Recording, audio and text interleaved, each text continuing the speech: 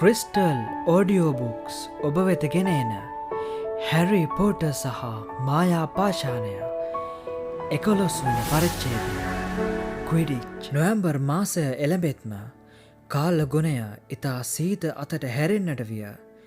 පාසල අවට කඳු අලු පාට අයිස් වලින් වැසී ගිය අතර ගඟ සීතල වානයේ තහඩුවක් මෙන් මිදී ගියේය. හැම උදෑසනකම පිට්ටනිය හිමෙන් වැසී ගියේය. ඉහළ මාලයේ ජනේල වලින් ක්විඩිච් පිටියේ සිට කොසුවල හිම ඉවත් කරන හැග්‍රිඩ්ව පෙනිනි. ඔහු දිග ඌරුමී හමින් මැසූ උඩ කබායක් ඇඳ හාලොම් අත්වැසුම් දමා බීවර සමින් මැසූ දෙවන්ත බූට්ස් පෙළඳ සිටියේය. ක්විඩිච් ඍතුව ආරම්භ විය. සති ගානක පුහුණුවීම් වලින් පසු හැරි සෙනසුරාදාට ග්‍රිෆින්ඩෝ සහ ස්ලිදරින් අතර වූ තම මුල්ම තරඟයට මුහුණ දීමට නියමිතය. ග්‍රිෆින්ඩෝ දිනුවොත් ඔවුන් නිවාසාන්තර තරඟාවලියේ දෙවන අධ්‍යයරයට එනු ඇත. හැරි ක්‍රීඩා කරනු කිසිවෙකුත් නොදුටුවේ වුඩ් තම රහස් ආයුධය ලෙස හැරිව රහසේ තබා ගැනීමට තීරණය කළ නිසායි. නමුත් හැරි සීකර් ලෙස තරඟ කරන පුවත කෙසේ හෝ පැතිරී ගියෙන් ඔවුන් හැරි අති විශිෂ්ටයි කීම හෝ පිරිසකට මෙට්ටයක් අල්ලාගෙන ඔහුගේ යටින් දුවන්නට සිදුවේ යයි කීම අතරින් වඩා නරක කුමක්දැයි කියා හැරිට සිතා ගැනීමට නොහැකි විය. හර්මයිනි දැන් හැරිගේ මිතුරියක වීම ඔහුට වාසනාවක් ගෙනාවේය. ඇය නැතිව තම ගෙදර වැඩ කරගන්නේ කොහොමදයි හැරිට සිතාගත නොහැකි වූයේ වුඩ් අවසන් මොහොතේ ඔවුන්ට දෙන ක්විඩිච් පුහුණුවීම් නිසායි.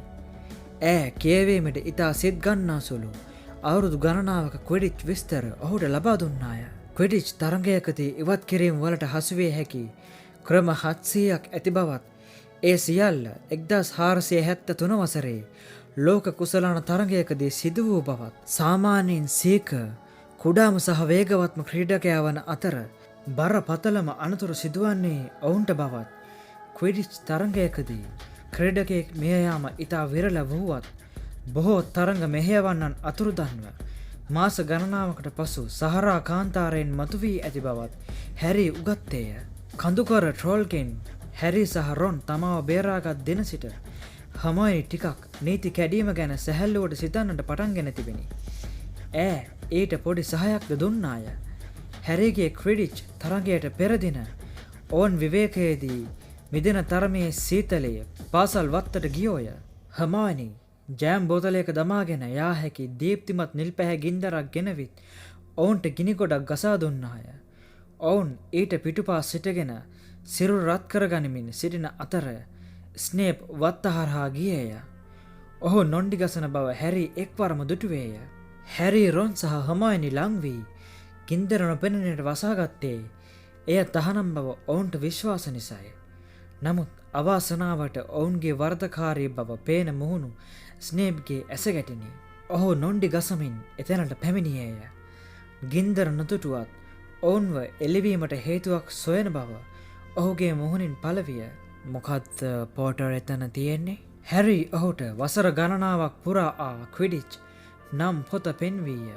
පුස්තකාල පොත් තියෙන්නේ ඉස්කෝලෙන් එළියට ගේන්න නෙවෙයි. ස්නේප් කීවේය. දෙනවා එක මට. ග්‍රිෆින්ඩෝ වලින් ලකුණු 5ක් කපනවා. එයා දැන් ඒ නීතිය හැදුවේ. ස්නේප් නොපෙනියත්ම හැරි තරහෙන් මිමුණුවේය. එයාගේ කකුලට මොකද දන්නේ වෙලා තියෙන්නේ? දන්නේ නෑ. ඒත් මං හිතන්නේ ඒක එයාට ගොඩක් රෙදෙන්න ඕනේ. රොන් අප්‍රසන්නව කීවේය. එදින හවස ග්‍රිෆින්ඩෝ පොදු කාමරය බොහෝ ഘോഷාකාරී විය. හැරි රොන් සහ හර්මයිනි එක්ව ජනේලයක් ළඟ හිඳගත්තෝය. හර්මයිනි හැරි සහ රොන්ගේ වශී පාඩම් ගෙදර වැඩ පරීක්ෂා කරමින් උන්නාය. ඈ කිසි දින ඔවුන්ට හොර කිරීමට ඉඩ නොදුන්නාය.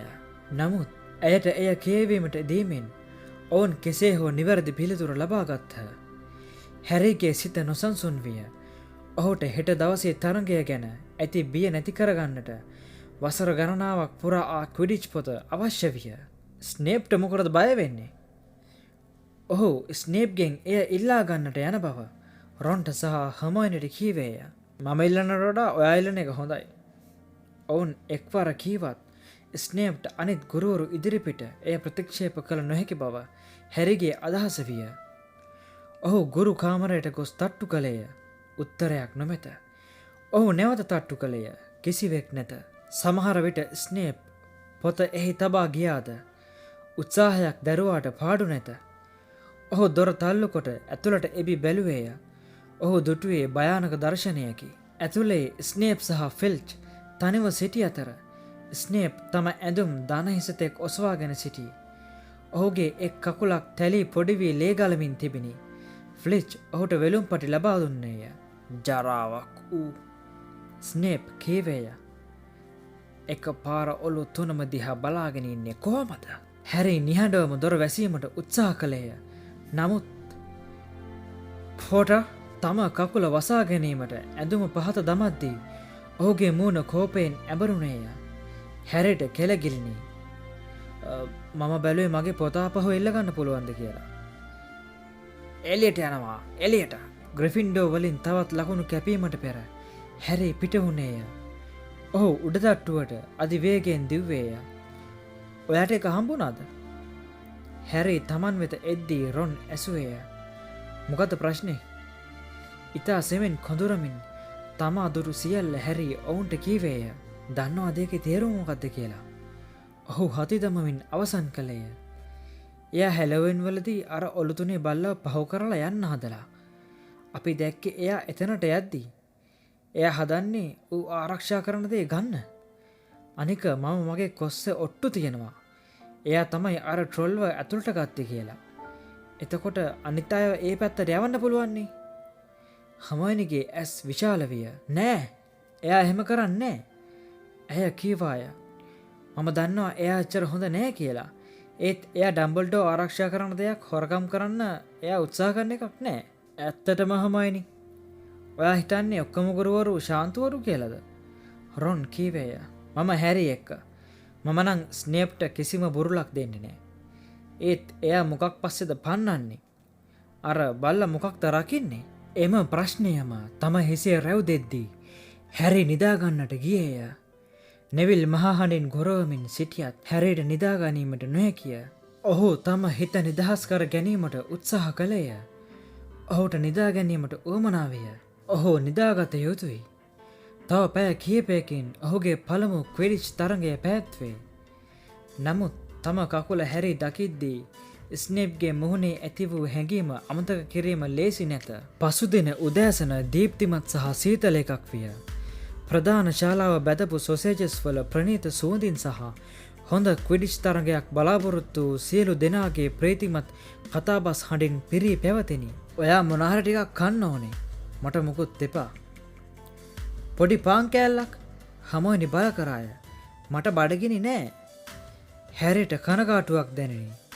තව පැයකින් ඔහු පිටියට යනු ඇත. හැරි ඔයාට ශක්තිය ඕනේ. ශීමස් ෆිනිගන් කීවේය. සීකල්ලා තමයි හැම වෙලාවම අනිත් පිලෙන් කන්නේ. ස්තුතියි සීමස්. සීමස් තම සොසේජස් මත කෙචප් ගොඩගහන හැටි බලමින් හැරි කීවේය. 11 වන විට මුළු පාසලම ක්විඩිච් පිටිය වටා වූ උස් ආසනවල සිටියෝය. බොහෝ සිසුන් ළඟ දුරදක්න විය. ආසන ඉහළ තිබුණත් සමහර වෙලාවට සිදුවන දේ හොඳින් බලා ගැනීම අපහසුය. රොන් සහ හර්මයිනි, නෙවිල්, ශීමස් සහ ඩීන් සමග උතුරු කොටසේ උඩම පෙළියට වී සිටියහ. හැරිගේ ඉමහත් පුදුමයට ඔවුන් ස්කැබස් විනාශ කළ කොළයක විශාල බැනරයක් පින්තාරු කර තිබිණි. ඒ වූයේ පෝටර් ජනපති කරවමු ලෙසයි. චිත්‍ර හැඳීමට දක්ෂ ඩීන් එහි පහළින් විශාල ග්‍රිෆින්ඩෝ සිංහයෙක්ද ඇඳ තිබිණි. හර්මයිනි කළ කුඩා මන්තරයකින් චිත්‍රය නොයෙක් වර්ණ විහිදෙවිය. ඒ අතරේ හැරි සහ කණ්ඩායමේ අනිත් අය ඔවුන්ගේ මෙරුන් පැහැ ක්විඩිච් කබා හැදමින් සිටියහ. ස්ලිදරින් තරඟවදින්නේ කොළ පාටිනි. වුඩ් නිහඬ වීමට අඟවමින් තම උගුර පෑදුවේය. හරි කොල්ලනේ, ඔහු කීවේය. සහ කෙල්ල චේසර් කෙනෙක් වන ඇන්ජලිනා ජොන්සන් කීවාය. සහ කෙල්ල වුඩ් එකඟ විය. මේ තමයි ඒක. ලොකුම එක. ෆ්‍රෙඩ් වීස්ලි කීවේය. අපි බලාපොරොත්තුවෙන් හිටපු එක. ජෝර්ජ් කීවේය. අපිට ඔලිවර්ගේ කතාව කටපාඩම්. ෆ්‍රෙඩ් හැරිට කීවේය. අපි ගිය අවුරුද්දෙත් කණ්ඩායමේ හිටියනේ. කටවහ ගන්නවා ඔය දෙන්න. වුඩ් කීවේය. මේක අවුරුදු ගානකින් ග්‍රිෆින්ඩෝ වලට තිබ්බ හොඳම කණ්ඩායම. අපි දිනන්න යන්නේ. මම ඒක දන්නවා. නැති වුණොත් නේ කියන්නක් මෙන් වූ බැල්මකින් ඔහු හැමෝම දෙස බැලුවේය. හරි වෙලාව හරි. හැමෝටම සුබ පැතුම්. හැරි තම කකුල් ගැන විශ්වාසය තබමින් ෆ්‍රෙඩ් සහ ජෝර්ජ් පිටුපසින් කාමරයෙන් ඉවතට ජය ഘോഷා පෙර ක්‍රීඩා පිටිය වෙත ගියේය. තරඟය මෙහෙයවන මැඩම් හූච් තම කොස්ස අතැතිව කණ්ඩායම් දෙක පිටියට පැමිණෙන තෙක් බලා සිටියාය. දැන් මට ඕන කරන්නේ ලස්සන සාධාරණ තරඟයක් හැමෝගෙම. සැවම ඇවට සිටගත් විට ඇය කතා කළාය. ඇය විශේෂයෙන් ස්ලිදරින් නායකයා වූ 6 වසරේ මාක්ස් ෆ්ලින්ට් කතා කරන බවක් හැරිට පෙනිනි. හැරි සිතුවේ ෆ්ලින්ට් ට්‍රෝල් ලේ ඇත්තෙකුමින් පෙනෙන බවයි. ඇස් කොනින් ඔහු නොයෙක් පාට විහිදුවමින් ලෙලදෙන පෝටර් ජනපතිකමට යනුවෙන් ලියූ සැමට ඉහලින් කැපී පෙනෙන බැනරය දුටුවේය. ඔහුගේ හදවත ගැස්වුනේය. ඔහුට දැඩි නිර්භීතකමක් දැනිනි. කරුණාකර තමන්ගේ කොස්සට නගින්න. හැරි තම නිම්බස් 2000ට නැග්ගේය. මැඩම් හූච් තම රිදී නලාව මහහඬින් පිම්වාය. කොසු 15ක් ඉහළ අහසට නැගුණි. ග්‍රිෆින්ඩෝහි ඇන්ජලිනා ජොන්සන් විසින් වහාම කොෆෙල් පන්දුව ලබා ගන්නා ලදී. කොපමණ දක්ෂ චේස කෙනෙක්ද. ඒ විතරක්ද ඈ බොහොම සිත් ගන්නා සුළුයි. ජෝර්ඩන් සමාවෙන්න ප්‍රොෆෙසර්. වීස්ලි නිවුන්නන්ගේ මිතුරා වූ ලී ජෝර්ඩන් ප්‍රොෆෙසර් මැග්ගොනගල්ගේ අධීක්ෂණය යටතේ තරඟ විස්තරය විචාරය ආරම්භ කළේය. ඇය ඉතා හොඳින් එහි රැඳී සිටින බව පෙනේ. මේ මොහොතේ ඉතා හොඳින් පන්දුව ඇලිෂියා ස්පිනිට් වෙත යොමු කරා. ඇය ඔලිව වුඩ්ගේ හොඳ සොයා ගැනීම. පසුගිය වසරේ අතිරේක ක්‍රීඩිකාවක් ලෙස ඇය ඉදිරිපත් වුණා. නැවතත් පන්දුව ජොන්සන්ට. නෑ. ස්ලිදරින් විසින් මේ අවස්ථාවේදී කුෆල් පන්දුව ලබා ගත්තා. ස්ලිදරින් නායක මාකස් ෆ්ලින්ට් කුෆල් පන්දුව රැගෙන යනවා. ෆ්ලින්ට් රාජාලියෙක් වගේ පියඹල යනවා. මේ මොහොතේ ඔහු මේ අවස්ථාවේදී හදන්නේ ලකුණක් නෑ. අති විශිෂ්ට පිම්මක් සමගින් ග්‍රිෆින්ඩෝ රකින්නා වුඩ් විසින් එය වළක්වනු ලබනවා. පන්දුව ග්‍රිෆින්ඩෝ අතේ. ඒ ග්‍රිෆින්ඩෝ චේසර් කේටි බෙල් ෆ්ලින්ට් වටා ලස්සනට පියාඹලා පිටිය ඉහළට අයියෝ ඒකන රිදෙන්නේ නැති. ඔළුව පිටිපස්සේ බ්ලජර් පන්දුව වැදුනා. ස්ලිදරින් විසින් කොෆල් පන්දුව ලබා ගන්නවා.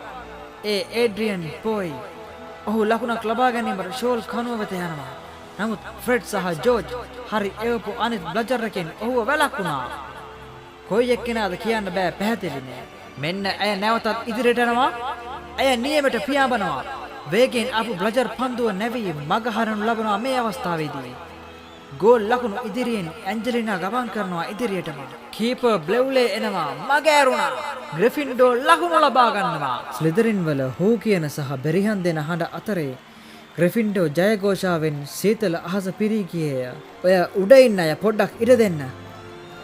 හැග්‍රිඩ් රොන් සහ හර්මෝයිනි එකට තද වී හැග්‍රිඩ්ට ඔවුන් ළඟට ඒමට ඉඩ දුන්නෝය. මගේ කුටියේ ඉඳලා බලාගෙන හිටියේ. තම ගෙලවටා වූ විශාල දුරදක්නයට තට්ටු කරමින් ඔහු කීවේය. ඔහු ඒක සෙනග ගොඩේ ඉන්නවා වගේ නෑ. තාම ස්නිච් එක පේන්න නෑ නේද?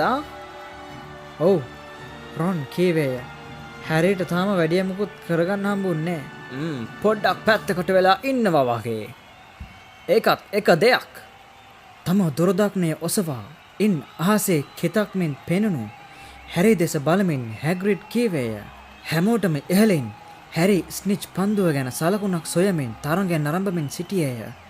මෙය ඔහුගේ වුඩ්ගේ ක්‍රීඩා සැලසුම විය. ස්නිච් එක දකිනකම් ඔයා ඈත් වෙලා ඉන්න. වුඩ් කියා තිබෙන. එයාලට ඔයාට කලින්ම ගහන්න ඉඩ දෙන්න බෑ. ඇන්ජලිනා ලකුණු ගත් විට සතුටටපත් වූ හැරි රවුමට පියඹුවේය. ඔහු ස්නිච් පන්දුව සොයනුවස් ආපසු පැමිණියේය. වරක් ඔහු රන් පැහැ එලියක් දුටුවත් එය වීස්ලි සයුරකගේ ඔරලෝසුවකින් ආ එලියක් විය. එක් වරක් බ්ලජර් පන්දුව ඔහු වෙත එන්නට තීරණය කළෙන් කාල තුවක්කුවකින් වෙඩි තැබුවාක් මෙන් එය පියාඹාගෙන හැරි වෙත ආවේය. හැරි පහත් වී එය මගහැරිය අතර ෆ්‍රෙඩ් වීස්ලි එය පසුපස පන්නාගෙන ආවේය. හැරි හොඳින් නේද? මාකස් ෆ්ලින්ට් වෙත බ්ලජර් පන්දුව යවමින් ඔහු ඇසුවේය. ස්ලිදරින් සූදානමින් ලී ජෝර්ඩන් කීවේය. චේසර් පෝසි බ්ලජර් පන්දු දෙකක් මගහරමින් වීස්ලිවරු දෙදෙනෙක්ද මගහරමින් චේසර් බෙල්වත් මගහරමින් වේගයෙන් පොඩ්ඩක් ඉන්න. අර ස්නිච් එකද? ඒඩ්‍රියන් පෝසි විසින් තම වම් කන අසලින් පියඹාගිය ස්නිච් පන්දුව දෙස උරහිසට ඉහළින් බැලීමට ගොස් කොෆල් පන්දුව වටාගත් විට ක්‍රීඩාගාරය පුරාවට කසු කුසුවක් පැතිර ගියේය. හැරි එය දුටුවේය. විශාල උද්‍යෝගයක් සමගින් ඔහු රන් පැහැ එළිය පිටුපස පහළට කිමිදුනේය. ස්ලිදරින් සීක වූ ටෙරන්ස් හිග්ස්ද එය දැක තිබිණි. ඔවුන් එකළඟින් ඒ පසුපස පන්නන්නට වූයෙන් සියලුම ශේෂස්ලා තමන් කළ යුත්ත අමතකව අහසේ රැඳී ඒ දෙස බලාගෙන ඉන්නට විය.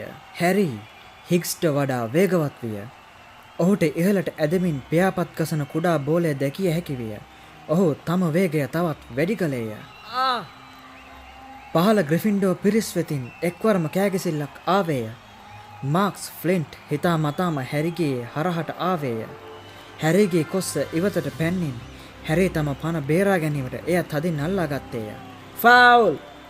ග්‍රිෆින්ඩෝ නිවාසය කෑගසන්නට විය. මැඩම් හූච් කෝපයෙන් ෆ්ලින්ට බැනවැදී ග්‍රිෆින්ඩෝ වෙත නිදහස් ගෝලයක් ලබා දුන්නාය. නමුත් මේ සියල්ල අතරේ ස්නිච් පන්දුව නැවත අතුරුදන්ව තිබිණි. පහළ ආසනවල සිටි ඩීන් තෝමස් කෑගසන්නට විය. එයා වයවන්න රතු කාඩ් එක. ඔයා මොනාගෙන්ද කියවන්නේ ඩීන්? රොන් ඇසුවේ. රතු කාඩ් එක?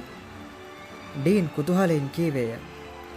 පාපන්දු වල නම් රතු කාඩ් එකක් දීලා එයාව තරඟෙන් ඉවත් කරනවා. ඒත් මේ පාපන්දු නෙවෙයිනේ ඩීන්. රොන් මතක් කළේය. කෙසේ වෙතත් හැග්‍රිඩ් ඩීන්ගේ පැත්තට සිටියේය. එයාලට නීති වෙනස් කරන්න තියෙන්නේ. ෆ්ලින්ට් හැරිව උඩ ඉඳලා වට්ටන්න ගියේ. ලී ජෝඩාන්ට පැත්තක් නොගෙන සිටීම ඉතා අපහසු විය. ඉතින් ඒ සුපුරුදු සහ අප්‍රසන්න වංචාවෙන් පසු ජෝඩන් ප්‍රොෆෙසර් මැග්ගොනගල් කෑගැසුවාය. මම කිව්වේ ඒ විවෘත සහ පිළිකුල් වරදින් පස්සේ. ජෝඩන් මම ඔයාලට සැරයක් කිව්වා. හරි ඒක හරිය. ෆ්ලින්ට් ග්‍රිෆින්ඩෝ සොයන්නව මරන්නම ගියා තමයි. ඒත් කාට වුණත් වෙන්න පුළුවන්. මට විශ්වාසයි ඒක එහෙම වෙන්නේ නැති. ඉතින් ග්‍රිෆින්ඩෝ වෙත වාසි පහරක් ලැබුණා. ස්පිනර් ඒක ලබා ගත්තා. ප්‍රශ්නයක් නෑ අපි තවදුරටත් තරඟයට යොමුමු. තාමත් ග්‍රිෆින්ඩෝ ස්ථානගත වෙලා ඉන්නවා. හැරි තම හිස ළඟින් භයානක ලෙස තවත් බ්ලජර් එකක් යත්ම හිස අහකටගත් පසු එය සිදුවිය.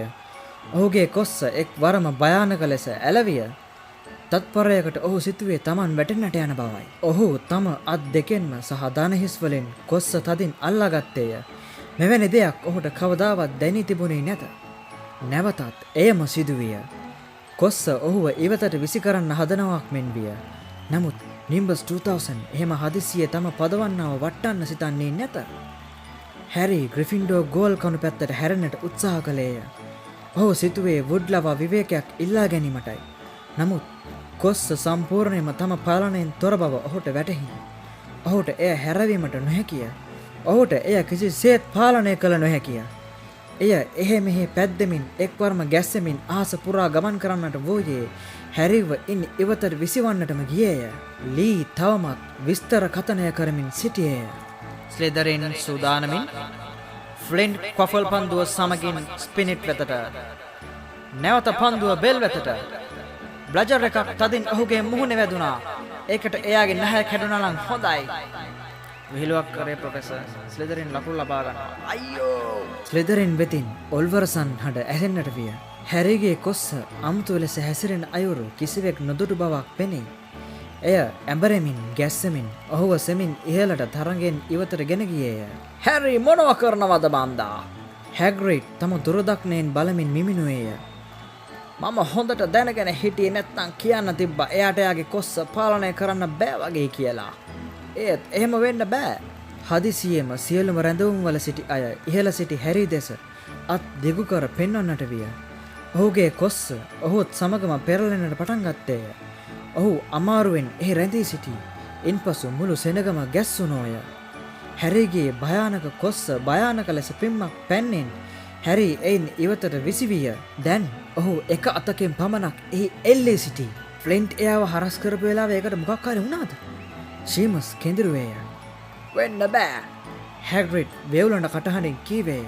බලවත් අඳුරු මායාවකට ඇරෙන්නට කිසි දෙයකට කොස්සකට මුකුත් කරන්න බෑ. නිම්බස් 2000 එහෙම කරන්න කිසිම ළමයෙක්ට බෑ. ඒ වචන පිටවනවත් සමගම හර්මයිනි හැග්‍රිඩ්ගේ දුරදක්නය උදුරාගත්තේය. නමුත් හැරි දෙස බලනවා වෙනුවට ඈ උව මනාවෙන් සෙනග දෙස බලන්නට පටන් ගත්තාය. ඔයා මොකද කරන්නේ? සුදුමෙලේ මුහුණෙන් යුතුව රොන් කෑ ගැසුවේය. මම දැනගත්තා. හමුවෙනි ගැස්සුනාය. ස්නේප් බලන්න! රොන් දුරදක්නය ගත්තේය. ස්නේප් සිටියේ ඔවුන්ට විරුද්ධ පැත්තේ රඳවනේ මැද හරියේය. ඔහු තම ඇස් හැරී වෙතම රඳවාගෙන නොවත්වාම මතුරමින් සිටියේ. එයා මොනවා හරි කරනවා. කොස්සට මතුරනවා. හමුවෙනි කීවාය. අපි මොකද කරන්නේ? ඒක මට බාර දෙන්න, මං කරන්නම්. රොන් තව වචනයක්වත් හෝ කීමට පෙර හමුවෙනි අතුරුදහන් වූවාය. රොන් නැවතත් දුරදක්නය හැරී දෙසට හැරුවේය. ඔහුගේ කොස්ස වේගයෙන් වෙව්ලයි. එහි බොහෝ වෙලා රැඳී සිටීම ඔහුට කළ නොහැක්කකි. වීස්ලි සොයුරන් ඉහළට පියඹා ඔහුව තම කොස්සක් මතට ගැනීමට උත්සාහ කළත් එය හරිගියේ නැත. ඔවුන් ඊට ලංවන සෑම විටම එය උඩපනී. ඔවුන් පහළට පැමිණ ඔහුට පහලින් කැරකෙවනට පටන් ගත්තේ වැටුනොත් ඔහුව අල්ලා ගන්න අදහසිනි. මාකස් ෆ්ලින්ට් කොෆල් පන්දුව ගෙන කාටත් හොරෙන් 5 වතාවක් ලකුණු ගත්තේය. ඉක්මනට හර්මයිනි! රොන් නොයිවසිල්ලෙන් තොල මැතුරුවේය. හර්මයිනි ස්නේප් සිටි ආසනය වෙත යන්නට සෙනග අතර පොර කෑවාය. දැන් ඇය ඔහු පසුපස පේලියේ ඔහු වෙත දුවමින් උන්නාය. ඇය ඉදිරිපස පේලියක උන් ප්‍රොෆෙසර් ක්විරල් හිසේ හැප්පෙද්දී සමාවෙන්න කීමටවත් නැවතුනේ නැත. ස්නේප් වෙත ඈ බෙමට නැවී තම යෂ්ටියගෙන හොඳින් තෝරාගත් වචන කීපයක් මෙතුරුවාය. දීප්තිමත් නිල් පැහැ ගිනි දැල්ලක් ඇයගේ යෂ්ටියෙන් පිටවී ස්නේප්ගේ ඇඳුමේ කොනකට වැටිනි. තමන්ගේ ඇඳුම ගිනිගන්නා බව දැනගන්නට ස්නේප්ට තප්පර 30ක්වත් ගත විය. හදිසි කෑගැස්මක් විසින් තම වැඩේ හරියට සිදුව බව ඇයට දැන්වීය. තම සාක්කුවක වූ බෝතලයකට ආපසු ගින්දර දාගත් පේලි අතරින් රිංගා ආපසු ගියාය. සිදුවූයේ කුමක්දැයි ස්නේප් කවදාවක් දැන නොගනු ඇත. හැරීට එය ප්‍රමාණවත් විය. ඉහළ අහසේ සිටි හැරීට එක්වරම ආපසු තම කොස්සට නැගගත හැකි විය. නෙවිල් ඔයා දැන් බලන්න, රොන් කීවේය. පසුගිය විනාඩි 5 තුළදී නෙවිල් හැග්‍රිඩ්ගේ කබාය තුළ හඬමින් සිටියේය. හැරී පිට්ටනිය දෙසට ආවත් පිරිස දුටුවේ ඔහු අසනීප ගතියක් පෙන්වමින් තම කට අනිත් අතින් වසාගත් බවත් පමණි. ඔහු අත් කකුල් 4න්ම පොළොව මත වැටි කැස්සේය. ඉන්පසු යම් කිසි රන් පැහැ දෙයක් ඔහුගේ අතට වැටිනි. ස්නිච් එක මගේ ළඟ! එය තම හිසට ඉහළින් වනමින් ඔහු කෑ ගැසුවේය. තරඟය සම්පූර්ණ ව්‍යාකූලත්වය මැද නිමාවිය. එයා ඒක අල්ලගත්තේ නෑ බාගෙට ගිල්ලා. විනාඩි 20කට පසුත් ෆ්ලින්ට් අඳුනා කියමින් සිටියත් ඉන් කිසි වෙනසක් වූයේ නැත. හැරි කිසිම නීතියක් කැඩුවේ නැත. ලී ජෝර්ඩාන් සතුරින් අවසන් ලකුණු කීවේය. ග්‍රිෆින්ඩෝ කණ්ඩායම ලකුණු 60ට 170ක් ලෙස තරඟය ජයග්‍රහණය කරනවා. හැරීට මේ කිසිවක් ඇසුනේ නැත. ඔහු රොන් සහ හර්මයිනි සමග හැග්‍රිඩ්ගේ කුටියේ හොඳ තේ කෝප්පයක් බීමට සූදානම් වුණේය. ස්නේප්, රොන් විස්තර කරන්නට විය. මමයි හර්මයිනි හොඳටම දැක්කා. එයා ඔයාගේ කොස්සට ශාප කරන හැටි. මතුර ඔයාගෙන් ඇස් අහකට ගත්තෙම නෑ. විකාර! රඳවනය මතදී තමා වටා කතා වුණු දේවලින් වචනයක්වත් ඇසුනේ නැති හැග්‍රිඩ් කීවේය. ස්නේප් මොකටද එහෙම කරන්නේ? හැරි, රොන් සහ හර්මයිනි මොකක් කියන්නේ දැයි සිතමින් එකිනෙකා දෙස බැලූහ. ඇත්තම කීමට හැරි තීරණය කළේය. මම එයා ගැන දෙයක් හොයාගත්තා. ඔහු හැග්‍රිඩ්ට කීවේය. එයා හැලවෙන් දවසේ අර ඔලුතුනේ බල්ලව පහු කරගෙන යන්න හැදුවා. ඌ එයාව හපලා. අපි හිතන්නේ ඌ අර ආරක්ෂා කරන මොනා හරි එයා හොරකම් කරන්න හැදුවේ. හැග්‍රිඩ් අතින් තේ පෝච්චිය අතහැරිනි. ඔයාලා කොහොමද ෆ්ලෆි ගැන දන්නේ? ඔහු ඇසුවේය. ෆ්ලෆි? ඔව්, ඌ මගේ. ගිය අවුරුද්දේ තැබෑරුමේදී මොන ගැහුණ ග්‍රීක් මිනිස්සෙක්ගෙන් ගත්තේ. මම ඌව ඩම්බල්ඩෝට දුන්නා. ඌ ආරක්ෂා කරනවා. ඔව්, ඉතින් හැරි නොයිවසිල්ලෙන් ඇසීය. දැන් තව මොකුත් අහන්න එපා. හැග්‍රිඩ් කලබලයෙන් කීවේය. ඒක ලොකු රහසක්. ඔව්, ඒත් ස්නේප් හදන්නේ ඒක හොරගම් කරන්න. විකාර! හැග්‍රිඩ් නැවත කීවේය. ස්නේප් හොග්වර්ට්ස් ගුරුවරයෙක්. එයා ඒ වගේ දේවල් කරන්නේ නෑ. එහෙනම් එයා හැරිව මරන්න උත්සාහ කළේයි. හර්මයිනි ඇසුවාය. දහවල් සිදු වූ සිදුවීම ස්නේප් ගැන අගේ තිබූ අදහස සම්පූර්ණයෙන්ම වෙනස් කර තිබිනි. මම ශාපයක් දැක්කම අඳුනනවා. හැග්‍රිඩ්, මම ඒවා ඔක්කොම ගැන කියවලා තියෙනවා. ඔයා ඒ දිහා බලාගෙනම ඉන්න ඕනේ. ඉතින් ස්නේප් ඇස්පිල්ලමක්වත් ගැහුවේ නෑ. මම එයාව දැක්කා. මම ඔයාට කියන්නේ ඔයා වැරදි. හැග්‍රිඩ් තරහින් කීවේය. හැරිගේ කොස්ස එහෙම හැසිරුණේ ඇයි කියන්න මම දන්නේ නෑ. ඒත් ස්නේප් ළමයෙක්ව මරන්න හදන්නේ නෑ. දැන් මම කියන දේ ඕගොල්ලෝ හොඳට අහගන්න. 3 දෙනාම ඔයාලා Tamanට අදාළ නැති දේවල් වලට අත දාන්නේ. ඒක භයානකයි. ඔයාලා අර බල්ලව අමතක කරන්න ඕනේ. ඌ රකින්නේ මොනවාද කියන එකත් අමතක කරන්න ඕනේ. ඒක ප්‍රොෆෙසර් ඩම්බල්ඩෝගේ නිකලස් ෆ්ලෙමල්ගේ රහසක්. ආහා හැරි කීවේය. එතකොට ඒකට නිකලස් ෆ්ලැමෙල් කියලා කෙනෙක් සම්බන්ධයිනේ. හැග්‍රිඩ් Taman ගැනම කේන්තියක් ගත් බවක් පෙනෙන්නට විය. මතු සම්බන්ධයි. තවත් මෙවැනිම කොටසක් ලබන සතියේ බලාපොරොත්තු වන්න.